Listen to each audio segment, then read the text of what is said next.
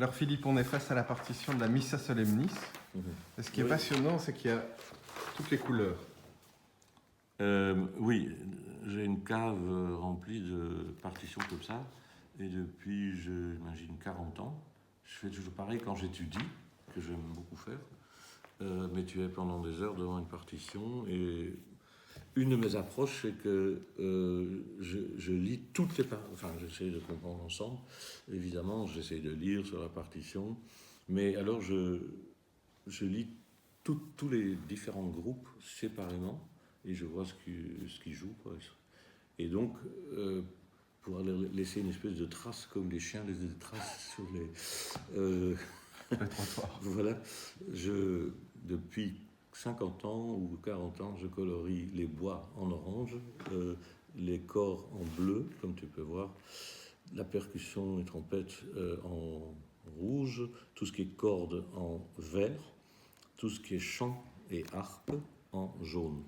Ce qui fait que il y a pour moi une espèce de satisfaction quand j'étudie par jour X pages. Voilà, je les ai étudiées.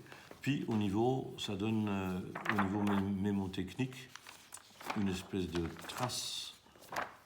Enfin, je veux dire, c'est gravé dans ma mémoire, y compris.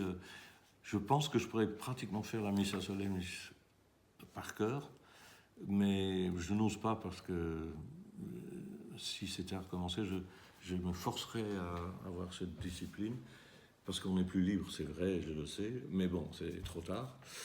Par contre, comme beaucoup de chefs, je crois, tu pourrais me demander, quand je suis dedans, pas maintenant, mais la Missa Solemnis, telle mesure, ça se trouve où dans la page. Je sais que c'est en haut, enfin évidemment en haut, oui, mais je sais où. Enfin, il y a une espèce de mémoire photographique qui est amplifiée par ces couleurs. Quoi. Voilà.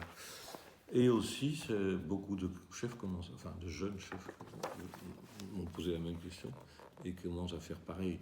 Évidemment, l'idéal, c'est de ensuite fermer la partition et faire le tout par cœur, je le sais bien. Mais je fais ça depuis 40 ans, et quand j'entends maintenant du corps, je vois du bleu. Je veux dire, il y a un test, je ne sais plus lequel, on écrit vert avec un crayon rouge, et on demande aux gens de lire rapidement, et c'est très difficile de comprendre, de dire... Et pareil, c'est ancré en moi maintenant, et je dois dire que ça m'aide beaucoup. Hein, je veux dire, voilà. Enfin, et ce que je fais aussi, c'est chiffrer, parce que j'ai fait un peu de clavecin pendant 2 ans, juste pour apprendre des choses sur la musique ancienne.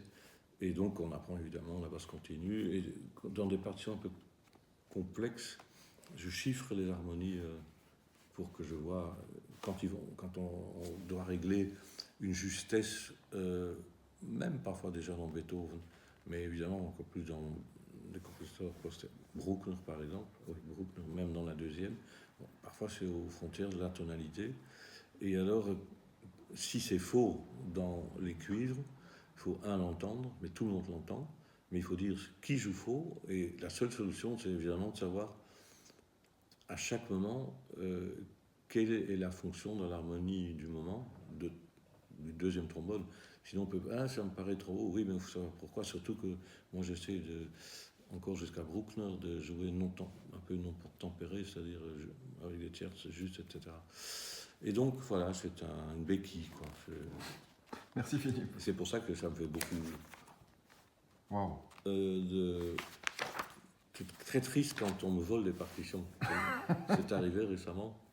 J'étais à Amsterdam et j'ai fait le trajet Amsterdam-Bruxelles le jour de Noël dans un train. C'était pas un Thalys, et donc il y avait des arrêts, et j'avais mis ma petite valise avec notamment mon iPad et aussi une dizaine de partitions sous moi. Je me suis endormi, je me réveille, il n'y avait plus rien, et donc j'ai perdu.